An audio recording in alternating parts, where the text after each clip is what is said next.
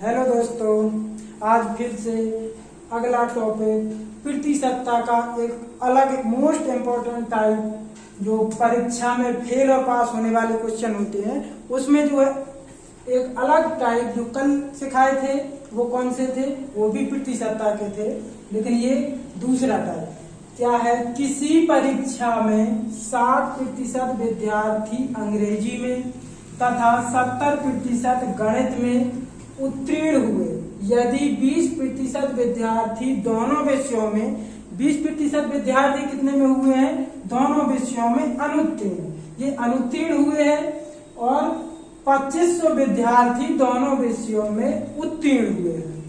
तो ये हमारा का है ग्राफ वाला क्वेश्चन है, ये हमारा काहे का ग्राफ बना के यदि इसको हल करेंगे तो बहुत छोटी सी ट्रिक और बहुत आसानी से इसका आंसर आ जाएगा। दो हमने एक गोला बना लिए, क्या कौन कौन से विषय हैं, एक अंग्रेजी और एक गणित। अंग्रेजी को हम लिख सकते हैं कि ये इंग्लिश वाला है और ये मैथ वाला है। इंग्लिश में कितने, एक परीक्षा में 60% विद्यार्थी अंग्रेजी में कितने 60% विद्यार्थी हैं और गणित में कितने 70% गणित में 70% काय में गणित में 70% गणित में क्या हुए, उत्तीर्ण हुए, मतलब क्या हुए हैं, पास हुए हैं। तो ये पास हुए हैं तो हम पी लिख लें और ये भी पास हुए हैं तो ये भी पी लिख लें। फिर कह रहा दोनों विषयों में कितने 20% विद्यार्थी दोनों विषयों में अनुत्तीर्ण हुए। तो जो ये बीच वाला स्थान होता है मतलब मैथ भी है और इंग्लिश भी है। कुछ बच्चे ऐसे हैं, कितने 20% विद्यार्थी ऐसे हैं जो दोनों विषयों में अनुत्तीर्ण हुए, ये क्या हुए, अनुत्तीर्ण।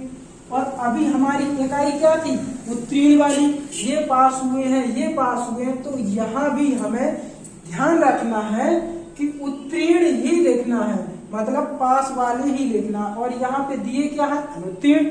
जब 20% अनुत्तीर्ण हुए होंगे तो बेटा पास कितने हुए होंगे, पास हुए होंगे 80%। जब 20% फेल हुए हैं तो 80% क्या हुए हैं, पास। तो ये भी हमारी पास। इस क्वेश्चन में, ग्राफ वाले क्वेश्चन में केवल एक चीज याद रखना है कि इकाई हमारी क्या होना चाहिए, समान होना चाहिए। इकाई पास पास पास। अगर हम फेल वाली लिखेंगे तो यहाँ फेल, यहाँ फेल, यहाँ फेल, चाहे फेल लिखो या पास लिखो लेकिन इकाई एक जैसी लिखो। अब हमें करना क्या है कि ये दोनों विषयों में पास है, ये केवल इंग्लिश में पास है, ये केवल मैथ में पास है। तो इन दोनों को जोड़ के ये कितने हैं 60%, ये 60%, ये कितने हैं 70%, कितना हो गया 0 7 6 13।